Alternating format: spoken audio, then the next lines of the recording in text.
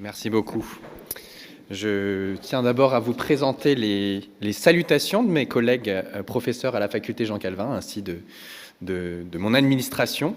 Je suis très heureux de les représenter auprès de vous, des 4 mouvements confessants qui organisent cette journée. Alors, en ce qui concerne, j'ai une présentation visuelle qui peut être projetée. Je ne sais pas si c'est le cas. Quand on me dira que c'est bon, voilà. Je suis désolé pour le côté un peu corporate, où vous aurez le logo de la faculté Jean Calvin qui va apparaître dans la trame. En fait, j'ai repris pour la première partie une conférence que j'ai donnée l'année dernière à la faculté Jean Calvin, où nos couleurs étaient mises haut et fort dans l'ensemble de la trame des PowerPoint. Et comme j'ai fait mon PowerPoint jeudi soir assez tard, j'ai pas eu le temps de retravailler le visuel pour que ce soit plus neutre. Donc ce sera un peu corporate à ce niveau-là. Alors, il m'a été demandé, dans les minutes qui viennent, je vais mettre mon chronomètre, pour les 40 minutes qui viennent environ, il m'a été demandé de vous apporter la réponse du concile de Nicée, réuni en 325, donc on fait un saut de 2 siècles et demi par rapport à l'époque du Nouveau Testament, à la fameuse question du Christ à ses disciples, « Et vous, qui dites-vous que je suis ?» Quelle est la réponse apportée par le concile de Nicée ? Cela signifie que nous allons considérer ensemble dans les minutes qui viennent la Christologie. La Christologie, c'est le discours sur la personne de Jésus-Christ, telle qu'on la trouve formalisée dans le credo de Nicée. Ce que le credo de Nicée dit du Christ, la conception du Christ qui sous-tend les formulations, qui prend corps dans les formulations précises, ciselées du credo de Nicée. Alors, il peut être utile pour nous introduire à la question de commencer par lire le texte lui-même du credo de Nicée. Et c'est donc ce que nous allons faire maintenant. Les personnes dans la salle en Belgique ont même un feuillet sur lequel il y a le texte.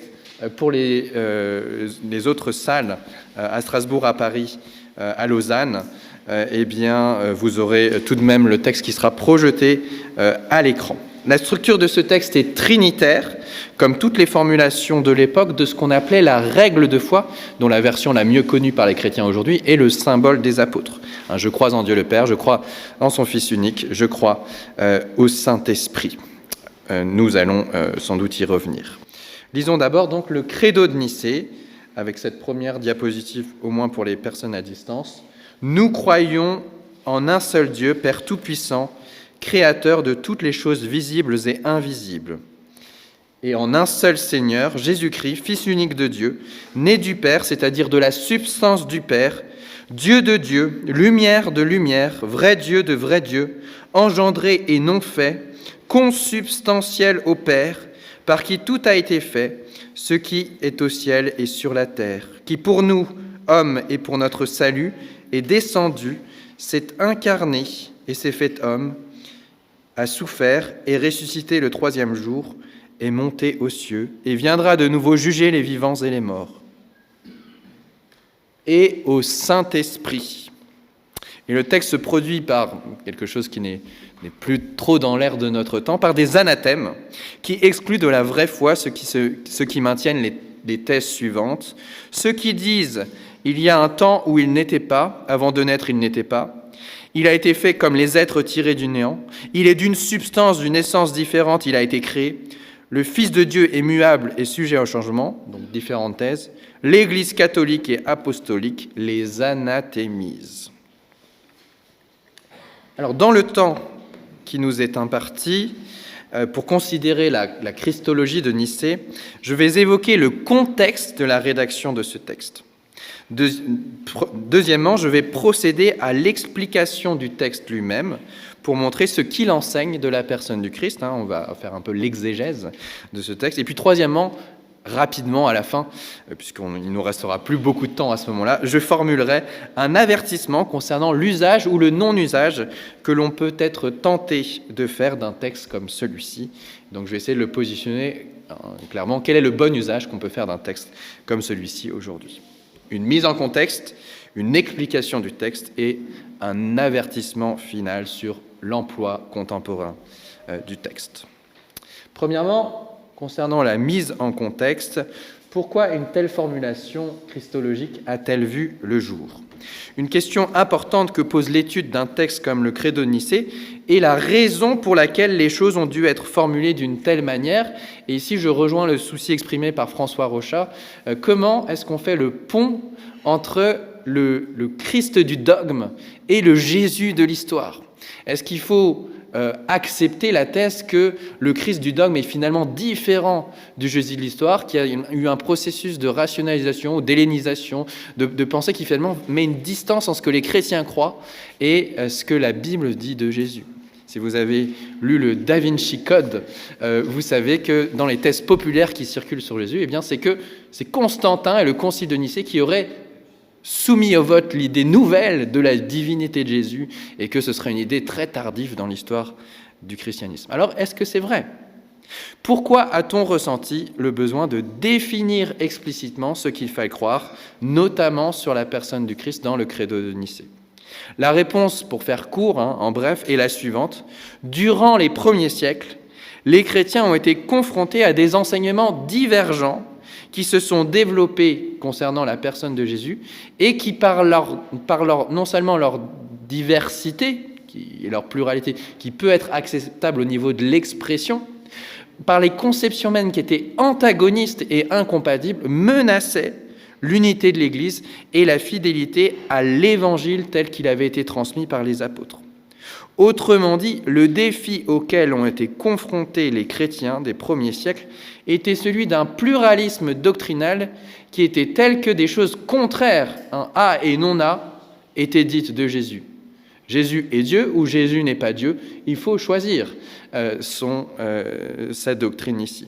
Et la réponse que les pères conciliaires ont apportée à ce défi, ou d'une manière générale la réponse que les responsables chrétiens ont apporté à ce défi du pluralisme doctrinal concernant la personne de Jésus et la conception de Dieu, a été très rapidement le recours à ce qu'ils ont nommé la règle de foi ou la règle de vérité.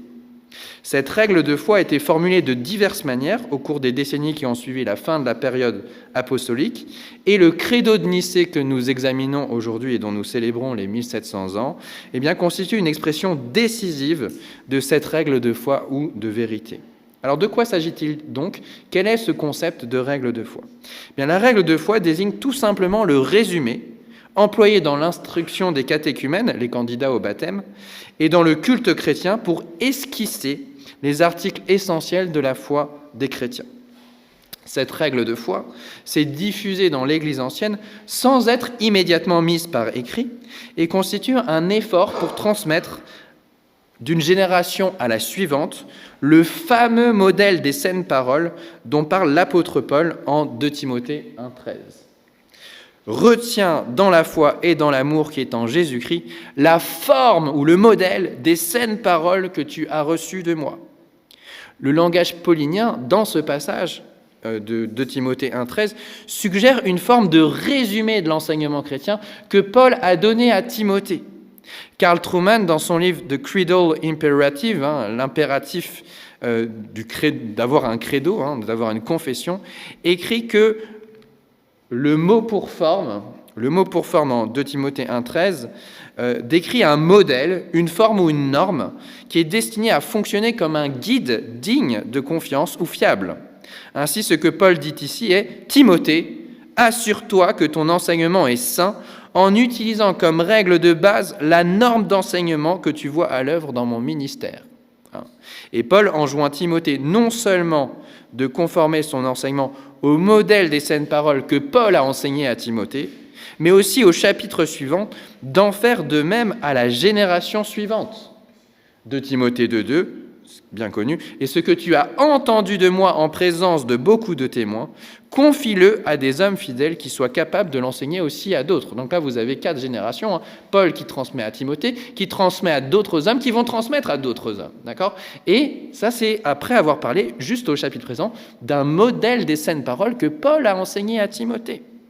Et lorsque les hommes fidèles à qui Timothée enseigna le modèle des saintes paroles qu'il avait reçu de l'apôtre Paul à des hommes fidèles qui l'enseignaient à tour à d'autres hommes fidèles, qui allaient l'enseigner à d'autres hommes fidèles, eh bien, la conséquence, ça a été qu'un tel modèle des saintes paroles se répandit dans les églises chrétiennes tout au long du IIe siècle, une période de 100 à 200 après Jésus-Christ, et la conséquence en fut la diffusion de ce que les pères apostoliques et les apologistes ont nommé la regula fidei, en latin, la règle de foi.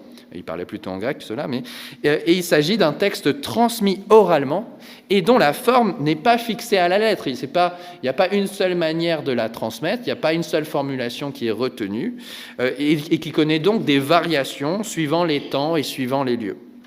Ignace, dans la lettre aux Tralliens, énonce la règle de foi, le modèle des saintes paroles qu'évoquait Paul dans son épître à Timothée, de la manière suivante. Soyez donc sourds quand on vous parle d'autre chose que de Jésus-Christ de la race de David, fils de Marie, qui est véritablement né, qui a mangé et qui a bu, qui a été véritablement persécuté sous Ponce Pilate, qui a été véritablement crucifié et est mort au regard du ciel, de la terre et des enfers, qui est aussi véritablement ressuscité d'entre les morts.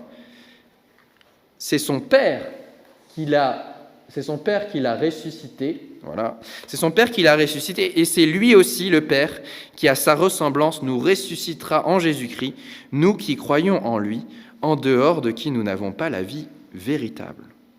Ce texte est remarquable.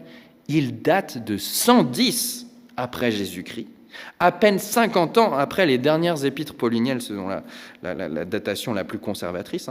Et vous avez déjà un cadre très clair qui est donné pour estimer ce qui est en accord ou non avec la vraie foi, une précision doctrinale qui est remarquable alors qu'on est très très tôt dans l'histoire de l'Église post-apostolique. Un peu plus tard, Irénée de Lyon, qui écrit entre 170 et 180 un petit traité sur la règle de foi intitulé « Démonstration de la prédication apostolique ». Eh bien, dans ce traité, nous trouvons cette courte articulation de la règle en 3 articles. Alors, je ne vais pas la lire en entier, elle est un peu trop longue pour ce matin. Je vous donne seulement le 2e article parce qu'il concerne la personne du Christ, la Christologie. Donc, quel est ce 2e article ? Il dit ceci. Le 2e article de notre foi est la parole de Dieu, le Fils de Dieu, Jésus-Christ notre Seigneur. C'est par son intermédiaire que toutes choses ont été faites. Il est apparu aux prophètes, aux uns d'une manière, aux autres d'une autre, selon le projet de salut fixé par le Père, dans les derniers temps. Donc là, Irénée enseigne que les théophanies de l'Ancien Testament et les visions qu'ont eu les prophètes sont spécialement par le Fils. Et dans les derniers temps, c'est-à-dire à l'époque du Nouveau Testament, pour récapituler toutes choses, il s'est fait homme parmi les êtres humains, et les êtres humains ont pu le voir et le toucher. Il a détruit la mort, il a fait apparaître la vie, et il a accompli la communion de Dieu et de l'être humain. Donc vous voyez, là, il n'y a pas juste une répétition bête et méchante de la formule qu'on a chez Ignace ou Trallien. On a une réappropriation, on a une reformulation, mais les idées sont les mêmes. On ne l'a pas lu en entier, mais le cadre est trinitaire. On dit des choses du Père et du Fils et du Saint-Esprit. Et on dit des choses assez précises déjà sur ce qu'il faut croire de Jésus pour écarter des erreurs possibles. Vous avez vu chez Ignace l'insistance qu'il avait sur le fait qu'il a mangé et qu'il a bu. On veut souligner la vraie humanité de Jésus face sans doute à l'émergence d'une forme de docétisme ou de gnosticisme. Et en même temps, on va dire sa véritable divinité. Alors, en résumé, on aurait aussi pu... l'année dernière, dans ma conférence à la faculté Jean Calvin, j'avais aussi mentionné Tertullien et son traité de la prescription contre les hérétiques, qui articule encore d'une autre façon les mêmes idées avec son propre langage. En résumé, ce qu'on peut dire sur la règle de foi, c'est que l'écriture elle-même, dans l'écriture elle-même, on a cette notion d'un modèle des saintes paroles qu'il convient de transmettre à la prochaine génération pour servir de cadre au discours théologique et à l'interprétation de l'Écriture. Et donc, la règle de foi qu'on voit se développer chez Ignace, chez Tertullien, chez Irénée, chez Tertullien et chez d'autres, et qui prend forme aussi dans le fameux symbole des apôtres, eh bien, la règle de foi se veut à la fois entièrement fondée dans les Écritures et en même temps un guide pour interpréter correctement les Écritures. Ça va être la norme pour lire l'Écriture, mais c'est en même temps une norme qui est normée elle-même par l'Écriture, parce que chacune de ces affirmations va être profondément ancrée dans l'Écriture et prouvable par l'Écriture elle-même. On voit là qu'il y a une sorte de tradition chrétienne qui ne nous éloigne pas des Écritures, mais qui nous permet au contraire de les comprendre avec une plus grande assurance qu'on est bien en train de comprendre ce que la Bible est en train de nous dire. Et les pères anténicéens, c'est-à-dire qui viennent avant le concile de Nicée, témoignent dans leurs écrits de la circulation d'une règle de foi ou d'une règle de vérité qui correspond très exactement à cela. Une norme normée par l'Écriture qui permet de bien lire l'Écriture et qui permet de s'en servir comme guide pour que le chrétien ordinaire, qui n'a pas fait de longues études de théologie, ou le prêtre ordinaire qui n'a pas fait, qui n'est pas un théologien de vol, sache comment communiquer la substance de la foi chrétienne au moment où il commente le texte de l'Écriture. Cette règle de foi, on le voit, circule dans une formulation qui n'est pas fixée à la lettre même, qui varie à la marge d'une région à une autre, d'un théologien à l'autre, d'une époque à une autre. Et le credo de Nicée,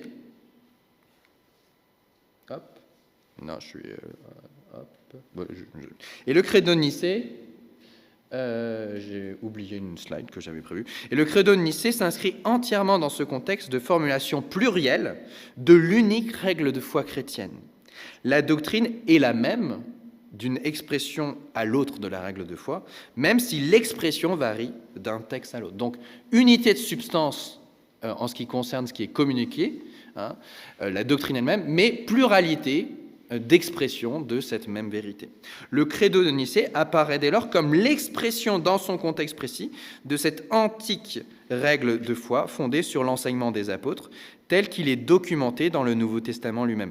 Un contexte précis qui est celui de la crise arienne du IVe siècle, dont témoignent les anathèmes que nous avons lus plus tôt et que nous relisons maintenant et qui indiquent quelles erreurs se diffusaient alors dans le bassin méditerranéen. Donc oui, l'expression de la règle de foi dans le contexte de la crise arienne. Et donc là, je vous remets à l'écran les anathèmes, en les surlignant en gras. Ceux qui disent, donc là, il y a quatre propositions qui sont condamnées. Première proposition, il y a un temps où il n'était pas, avant de naître, il n'était pas. Deuxième proposition, il a été fait comme les êtres tirés du néant. Troisième proposition condamnée, il est d'une substance, d'une essence différente, sous-entendu du Père, il a été créé. Et quatrièmement, le Fils de Dieu est muable et sujet au changement. Eh bien, ces quatre propositions, l'Église catholique et apostolique les anathémisent. Alors, qu'est-ce que nous disent ces propositions ? Eh bien, la reconstruction historique est sans doute plus difficile à faire dans la précision, puisqu'on n'a que... L'histoire, c'est l'histoire des vainqueurs. Donc, on n'a que, sur le courant qu'on appelle l'arianisme, on n'a que les documents chrétiens qui ont demeuré. On a très peu de choses d'Arius lui-même et on a assez peu de choses de ses disciples. Alors, un courant sans doute multiforme, dont un certain Arius a été la figure de proue, diffusait, semble-t-il, un enseignement suivant lequel le Fils n'était pas éternel et qu'il avait été créé par le Père. Que le Fils était la plus haute des créatures, un peu comme aujourd'hui qui le font les Ariens modernes, que sont les témoins de Jéhovah. C'est le plus grand des anges, c'est la plus grande des créatures. Le concile de Nicée, alors il faut savoir quand même que il n'y avait pas un seul arianisme, il y avait probablement plusieurs courants qui allaient dans différentes directions et qui sont dont le cœur de pensée, mais de manière multiforme, correspond à ces différentes thèses anathémisées. Le concile de Nicée, réuni en 325 pour résoudre un certain nombre de problèmes menaçant l'unité de l'Église, et pas seulement des questions doctrinales. On voit dans les 20 canons du concile de Nicée qu'il y avait des questions disciplinaires concernant est-ce que les prêtres peuvent vivre avec une femme ou non, et puis il y avait la question de savoir quand est-ce qu'on fixait la date de Pâques pour qu'on la célèbre en même temps et pas que chaque région ait sa propre modèle de fixation de la date de Pâques. Donc vous voyez, le concile de Nicée, il se réunit pas seulement pour des questions doctrinales, il se réunit pour faire l'unité de l'Église, pour que dans les différentes parties de l'Empire, l'Église paraisse plus unie qu'elle ne l'est à ce moment-là. Voilà donc pour une mise en contexte du credo de Nicée. Il s'agit d'une formulation de l'antique règle de foi spécialement adaptée aux circonstances du moment présent, c'est-à-dire le débat christologique sur le rapport du Fils au Père dans le contexte des différents éléments de désunion de l'Église de l'époque. Il y a un certain nombre de choses disciplinaires et de calendrier liturgique qui doivent être réglées, mais la question théologique qui advient, c'est la question du rapport du Fils au Père, et fondamentalement, est-il Dieu ou ne l'est-il pas ? Venons donc maintenant à l'examen du texte lui-même. Ce sera le deuxième temps donc j'ai oublié de passer ça. Hop. Deuxième point. qu'enseigne le credo de Nicée sur la personne du Christ. Non, là je suis déjà allé trop en avant, hop, on revient en arrière. Donc, grande explication du texte, qu'enseigne le credo de Nicée sur la personne du Christ. Et je vous propose là encore, dans cette deuxième, donc on va procéder dans 3 gros temps, là on rentre dans le deuxième, et dans ce deuxième temps, on va aussi le subdiviser en trois temps. Premièrement, nous allons examiner les anathèmes, on y revient encore, pour voir ce qu'ils disent en creux du Christ, parce que la condamnation de ces anathèmes nous dit qu'il faut dire l'inverse. Deuxièmement, en considérant les expressions du credo de Nicée qui sont directement ancrées dans l'Écriture, qui reprennent le langage même de l'Écriture et qui nous montrent que, contrairement à l'idée du Da Vinci Code, il ne s'agit pas de dire quelque chose de nouveau, il s'agit de redire ce que dit l'Écriture. Et en même temps, nous verrons troisièmement qu'il y a des expressions nouvelles, effectivement, qui sont introduites dans le credo de Nicée par les pères conciliaires, mais dans le contexte des expressions qui viennent directement de l'Écriture, la thèse que je vais défendre, c'est qu'il s'agit d'un développement des Écritures, d'une explicitation du sens des Écritures, et pas de l'incorporation d'éléments exogènes, extérieurs à la foi chrétienne, qui auraient été inventés par Constantin et ses sbires à l'époque du Concile de Nicée. Donc, 3 temps sur l'explication du texte. Premier temps, celui de l'examen des anathèmes qui conclut le texte de Nicée.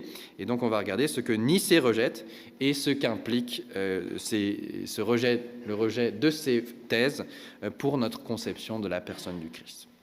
Les anathèmes du credo de Nicée jouent un rôle essentiel pour saisir sa visée. Ils définissent par opposition à ces fausses doctrines la véritable doctrine chrétienne et la bonne manière d'interpréter les données de l'Écriture sur le Christ. On est vraiment dans l'idée d'une règle de foi qui va tracer les limites entre ce qui est la foi chrétienne et ce qui ne l'est pas. Alors, en condamnant les propos, et un modèle des saintes paroles qui est là pour servir de guide à ce qu'on doit dire de la personne du Père, du Fils et du Saint-Esprit. Alors, en condamnant les propositions suivantes, premièrement, que le Fils aurait eu un commencement, deuxièmement, qu'il aurait été créé, troisièmement, qu'il serait d'une substance différente du Père, et quatrièmement, qu'il serait sujet au changement, le Concile affirme implicitement que le Christ est, premièrement, éternel, deuxièmement, incréé, c'est-à-dire qu'il n'est pas une créature, troisièmement, qu'il est consubstantiel au Père, c'est-à-dire qu'il est de la même nature que le Père, et quatrièmement, qu'il est immuable, c'est-à-dire qu'il n'est pas sujet au changement. Nicée, ce qui est un attribut proprement divin, c'est le seul être dans l'univers qui n'est pas sujet au changement, c'est le premier moteur immobile, c'est le concept de Dieu lui-même. Donc Nicée rejette la position d'Arius par ses anathèmes, selon laquelle le Fils serait une créature venue à l'existence, même si c'est la plus haute des créatures. Or, ce rejet, le rejet de la doctrine d'Arius, implique que le Fils est éternel, sans commencement de jour, ni fin de vie. Et en affirmant que le Christ est consubstantiel au Père et non d'une essence différente, Nicée souligne que le Christ partage pleinement la nature divine et qu'il est donc véritablement Dieu, comme nous allons le voir dans un instant en regardant le texte du credo de Nicée lui-même. Donc, considérons maintenant, après nous être brièvement attardés sur les anathèmes, considérons maintenant les formules mêmes du contenu du credo de Nicée, et d'abord celles qui font directement écho au langage de l'Écriture lui-même. Certaines expressions du credo de Nicée reprennent en effet directement des affirmations scripturaires. Nous allons les examiner en détail afin de comprendre leur fondement biblique et leur signification. La première expression qu'on peut souligner, c'est « un seul Seigneur Jésus-Christ ». Un seul Seigneur Jésus-Christ, qu'on a au tout début de la section sur le Fils. Nous croyons en un seul Seigneur Jésus-Christ. Ce langage évoque immanquablement 1 Corinthiens 8, verset 6, où nous lisons ceci sous la plume de Paul. « Pour nous, il n'y a qu'un seul Dieu, le Père, de qui viennent toutes choses et pour qui nous sommes, et un seul Seigneur Jésus-Christ. » Vous voyez, même expression, 1 Corinthiens 8, 6. « Par qui sont toutes choses et par qui nous sommes. » L'usage du titre Seigneur, kurios en grec, appliqué à Jésus-Christ est significatif, puisqu'il évoque l'usage de ce même titre Seigneur pour Dieu dans la version grecque, la traduction grecque ancienne de l'Ancien Testament, où kurios est employé pour rendre le tétragramme. Là où il y avait Yahvé en hébreu, eh bien vous allez avoir kurios en grec, puisque la tradition des Juifs hellénistiques, des Juifs déjà avant la traduction en grec, c'était de prononcer Adonai, un Seigneur, là où il y avait Yahvé dans le hébreu de l'Ancien Testament. Et les Juifs hellénistiques, en traduisant en grec, eh bien, ont mis kurios, ils ont substitué à Yahvé, ils ont traduit par kurios parce que les Juifs prononçaient Adonai.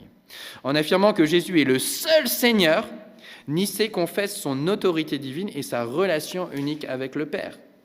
Notez aussi que Jésus, son nom selon l'humanité, signifie Yahvé sauve, comme le souligne Matthieu 1, 21, ce qui est d'une grande importance dans son cas, puisque son nom indique précisément ce à quoi il est destiné. Il faut qu'il vienne pour apporter le salut de Dieu à son peuple. Notez aussi le titre Christ, qui est significatif. Le mot veut dire oint, et l'équivalent grec du mot hébreu Messie. Jésus est, selon sa nature humaine, le Messie annoncé dans l'Ancien Testament, celui sur qui repose l'Esprit de Dieu en plénitude, investi pour accomplir la mission rédemptrice du salut. Donc c'est la première chose, le seul Seigneur Jésus-Christ. Deuxièmement, Nicée confesse Jésus-Christ comme Fils unique de Dieu, né du Père. Ce langage provient directement du prologue de Jean, où nous lisons en Jean 1, verset 14, « Nous avons contemplé sa gloire, une gloire comme celle de Fils unique, venu du Père. » Et au verset 18, « Personne n'a jamais vu Dieu, Dieu Fils unique, qui est dans le sein du Père, et celui qui l'a fait connaître. » Et le terme revient en Jean 3, 16, « Dieu a tant aimé le monde qu'il a donné son Fils unique. » L'idée de Fils unique désigne Jésus dans sa relation singulière avec le Père. Les croyants sont certes eux aussi fils de Dieu, mais ils le sont par adoption, ils sont fils dans le Fils. Lui seul est fils de Dieu naturel du Père, ce qui souligne une relation éternelle du Fils avec le Père, mettant en avant que son existence ne découle pas d'une création, mais de ce qu'on va appeler un engendrement divin. C'est là le thème de l'engendrement éternel du Fils, sur lequel nous allons revenir dans un instant. Et puis, troisième expression biblique qui revient dans le Credo nicéen, c'est « par qui tout a été fait ». Par qui tout a été fait, qui est mis un peu plus tard au milieu dans la section sur le Fils. Ce langage renvoie là encore au prologue de Jean, où nous lisons au verset 3 « Toutes choses ont été faites par lui, et rien de ce qui a été fait n'a été fait sans lui ». Et ce langage renvoie aussi aux épîtres pauliniennes, où nous trouvons en Colossiens 1,16 le langage suivant. « Car en lui ont été créées toutes choses », là il est question de Jésus, qui est l'image invisible, l'image visible du Dieu invisible. « Car en lui ont été créées toutes choses, tout a été créé par lui et pour lui. » Le Fils n'est donc pas une créature, il est au contraire lui-même l'agent de la création par lequel toutes choses ont été créés. Et puis, dernière expression qu'on peut noter, pour nous, hommes, et pour notre salut, il est descendu, s'est incarné et s'est fait homme. Et en réalité, on peut continuer avec a souffert et ressuscité le troisième jour et monter aux cieux et viendra de nouveau juger les vivants et les morts. Tout ce langage, évidemment, on le trouve, c'est un résumé qui, dans chacune de ces affirmations, condense l'œuvre du Christ accomplie lors de son passage sur la terre, et en particulier lors de son ministère terrestre, les 3 ans et quelques où il a eu des disciples avec lui, qu'il a emmenés jusqu'au pied de la croix. Alors ce langage récapitule de manière très dense la réalité et la finalité de l'incarnation, en vue de quoi le Fils de Dieu a été fait homme.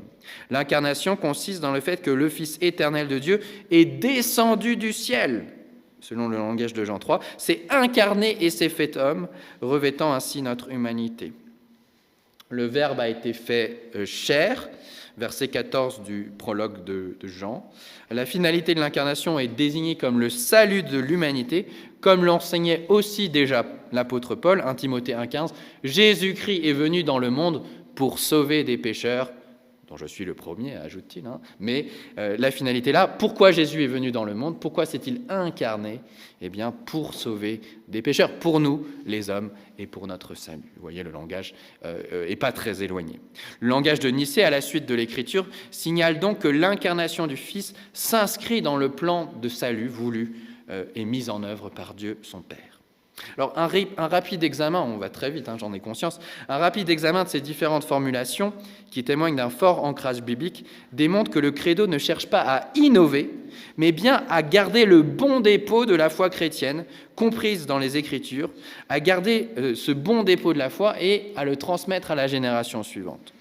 Le credo introduit toutefois un langage plus éloigné des Écritures dans certaines de ses clauses, puisque nous venons de montrer, de détecter une intention manifeste de s'ancrer dans l'Écriture, il est normal de considérer que les expressions nouvelles qu'on va considérer maintenant ne sont pas sans fondement biblique eux-mêmes, qu'il s'agit de ciseler une nouvelle terminologie, c'est vrai, mais pour clarifier et pour protéger l'enseignement biblique. Il ne s'agit pas d'introduire un nouveau vocabulaire pour introduire de nouveaux concepts, mais de clarifier des concepts qui sont déjà dans l'Écriture et qui vont permettre de les dire pour l'époque qui était la leur, de manière claire, ce qu'ils voulaient communiquer du message chrétien et protéger ainsi l'enseignement biblique contre des interprétations erronées qui circulaient alors dans les églises de ce temps. Et donc je vous propose, dans ce troisième temps, sous-temps du deuxième temps, de considérer les formulations christologiques propres au credo de Nicée.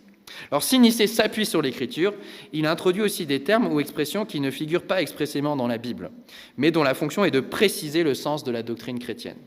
Ces expressions répondent aux controverses de l'époque et visent à verrouiller toute ambiguïté dans la compréhension du Fils par rapport aux erreurs qui circulaient.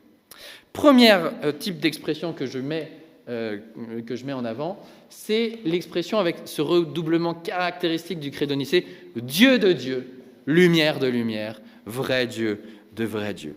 Alors, j'ai hésité, est-ce que je mets cette formulation dans la section précédente, ancrée scripturairement, ou dans la nouvelle terminologie? Pourquoi? Parce qu'en fait, ce qui est dit de Jésus ici, Dieu, lumière et vrai Dieu, trouve un ancrage très fort dans l'Écriture. Par exemple, Jean 1, verset 1, « Et le Verbe était Dieu ». Donc Dieu est un titre de Jésus. Deuxièmement, Jésus est appelé la lumière dans l'Écriture, Jean 1, verset 9, « Et cette lumière était la véritable lumière qui, venant dans le monde, éclaire tout homme ». Et troisièmement, Jésus est appelé le vrai Dieu. 1 Jean 5, verset 20, « Nous savons aussi que le Fils de Dieu est venu et qui nous a donné l'intelligence pour connaître le véritable, et nous sommes dans le véritable en son Fils Jésus-Christ. C'est lui, Jésus-Christ, qui est le Dieu véritable et la vie éternelle. » Donc, vrai Dieu, c'est un titre de Jésus. Mais le langage de Nicée innove ou précise des choses, non pas seulement en disant que Jésus est Dieu, lumière et vrai Dieu, mais en disant qu'il est Dieu de Dieu, lumière de lumière, vrai Dieu de vrai Dieu. Et vous n'avez pas ce langage directement, vous n'avez jamais la clause Dieu de Dieu, lumière de lumière, vrai Dieu de vrai Dieu dans l'Écriture elle-même.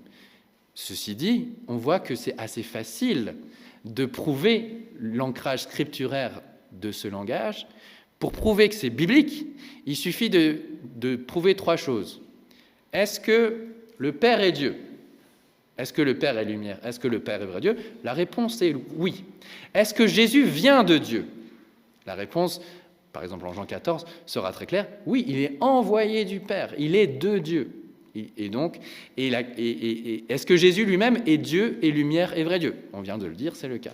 Et donc, si vous prouvez ces trois choses, vous pouvez facilement indiquer que Dieu de Dieu, lumière de lumière et vrai Dieu de vrai Dieu sont des expressions qui, tout en ne se trouvant pas dans l'Écriture, synthétisent fidèlement ces vérités.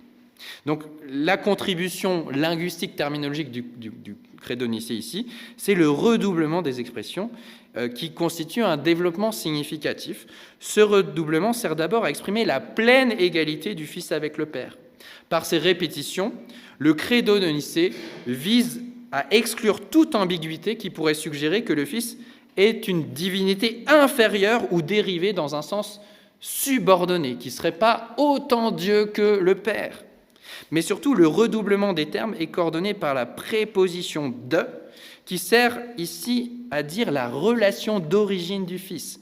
Dieu de Dieu, Dieu qui vient de Dieu, lumière de lumière, lumière qui vient de la lumière, et vrai Dieu de vrai Dieu qui vient du vrai Dieu. C'est ce qu'on appellera plus tard en théologie trinitaire la relation d'origine du Fils. La théologie trinitaire plus mature, après le concile de Nicée, mais il y a une indication avec ces formules-là qu'on trouve dans le credo de Nicée, que l'idée commence à prendre sérieusement forme.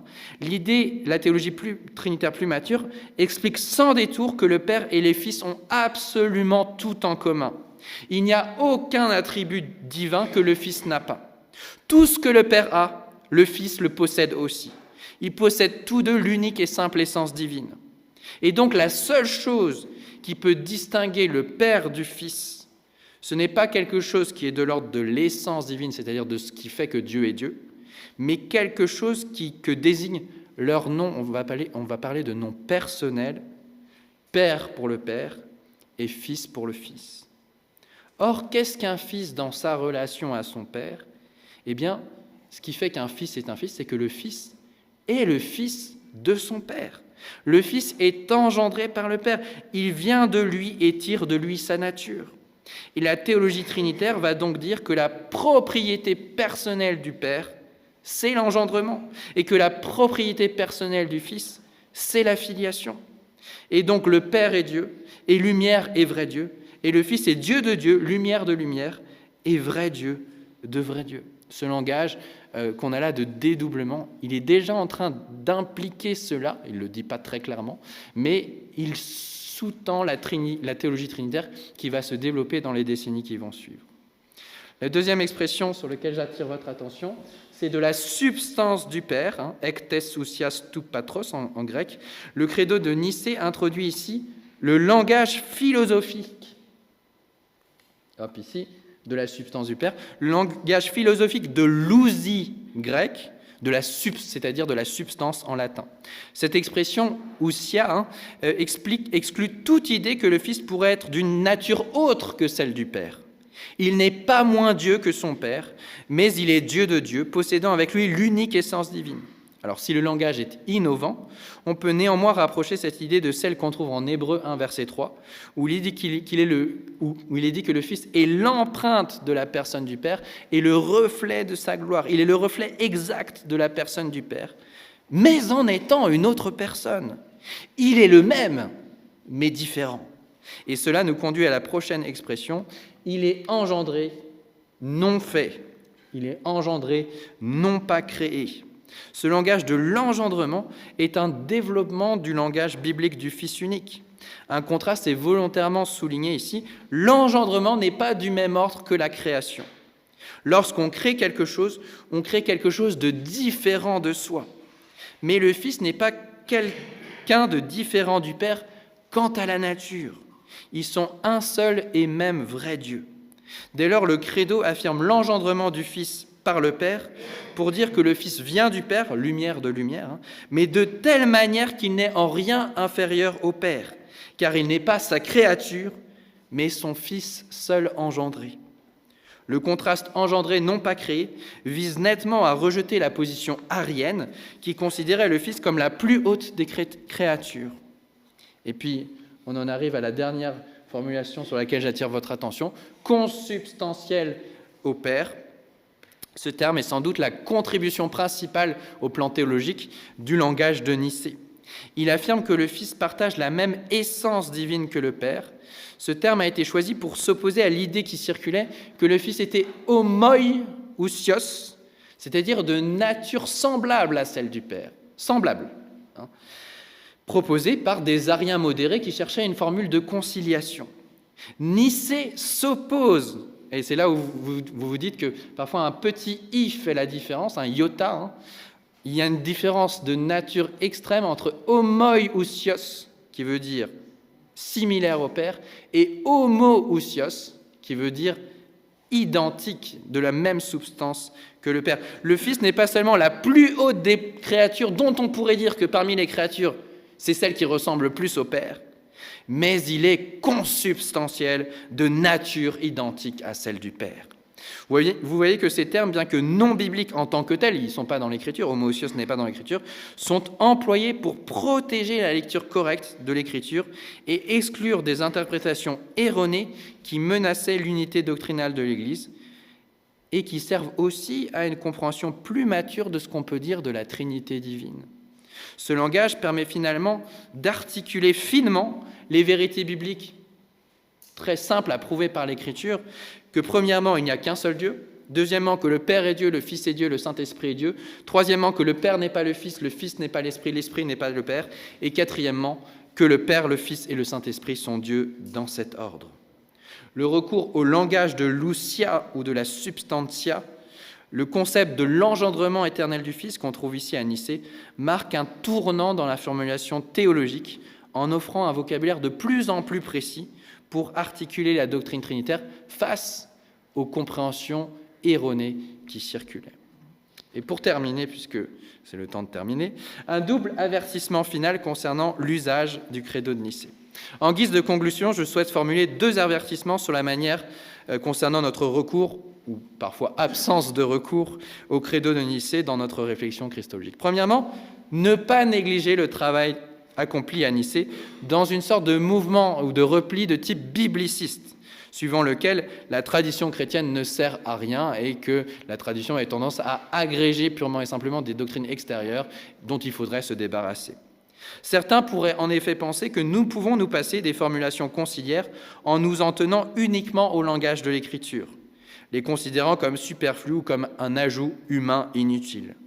Pourtant, ce serait méconnaître la nécessité de ces formulations pour préserver l'enseignement biblique contre les interprétations erronées. À ce sujet, je vous renvoie vers la conférence très importante, à mon avis, pour vos milieux d'église, qui a été donnée par Martin Heuger la semaine dernière à la faculté Jean Calvin, où il est intervenu sur la réception du credo de Nicée dans les églises réformées historiques, où il a montré comment elles étaient d'abord normatives chez les réformateurs et leurs successeurs, comment ensuite c'est devenu facultatif avec l'émergence de la pensée des Lumières, comment ça a même été frontalement rejeté, et puis finalement c'est redevenu, dans le cadre du pluralisme doctrinal, optionnel, et il plaide en finale pour que dans vos églises pluralistes, elles redeviennent normatives. Je vous invite à aller voir la conférence lorsqu'elle sera mise en ligne, je pense sur le YouTube de la faculté Jean Calvin, et en tout cas, il y aura un article qui sortira dans la revue réformée à ce sujet-là, et je pense que c'est vraiment une conférence importante dans le cadre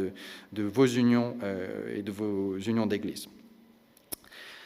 Le concile de Nicée, en tout cas, il faut le dire, ne s'est pas substitué aux Écritures, mais il a cherché à protéger la lecture correcte des données bibliques en définissant ce qui est conforme à l'enseignement apostolique. Rejeter cet héritage, c'est courir le risque de retomber dans les controverses anciennes et de voir réapparaître sous d'autres formes les erreurs que l'Église a déjà dû combattre. Par ailleurs, les termes techniques introduits à Nicée ne sont pas une trahison de la Bible, mais une manière de formuler ce qu'enseigne l'Écriture dans un langage précis permettant d'éviter les ambiguïtés. Rejeter toute formulation doctrinale sous prétexte qu'elle n'est pas littéralement présente dans l'Écriture, c'est prendre le risque d'ouvrir la porte à des lectures erronées, comme l'ont montré les débats des premiers siècles à propos des hérésies christologiques et trinitaires. Puis deuxième partie de l'avertissement, ne pas croire que toute la christologie est contenue dans le langage du credo de Nicée et de la formulation de Chalcédoine un siècle et demi plus tard. L'autre erreur symétrique, on va dire, consisterait en effet à croire que la christologie chrétienne est entièrement résumée dans les formulations conciliaires et qu'il suffirait de les réciter pour avoir une compréhension complète de la personne et de l'œuvre du Christ. Le credo de Nicée n'a pas cette fonction. Il n'a pas pour but de construire une christologie détaillée positivement, mais avant tout de poser des garde-fous contre les interprétations erronées. Il définit les limites d'une compréhension orthodoxe du Christ, mais il ne dit pas tout de lui. Par conséquent, la christologie chrétienne ne peut se réduire au concept métaphysique de consubstantialité, d'engendrement éternel ou d'union hypostatique. Ces notions sont précieuses et nécessaires, mais elles ne remplacent pas l'étude attentive des évangiles et de l'ensemble du Nouveau Testament. Notre doctrine du Christ doit en effet être constamment nourrie de notre méditation des enseignements scripturaires sur le Christ, qui ne s'intéressent pas tant aux questions métaphysiques relatives à l'articulation des deux natures qu'à ses paroles, ses œuvres et son ministère terrestre. Il ne faut jamais oublier que le Fils éternel de Dieu est descendu des cieux, s'est incarné et s'est fait homme pour nous les hommes et pour notre salut, comme le soulignait déjà lui-même le credo de Nicée. Le dogme christologique des deux natures ne constitue donc pas l'alpha et l'oméga, l'alphabet tout entier de notre discours du Christ. Il en est plutôt la grammaire doctrinale qui va nous aider à exprimer de manière fine et articulée tout ce qu'il y a à dire du Christ dans notre lecture quotidienne des évangiles et des épîtres.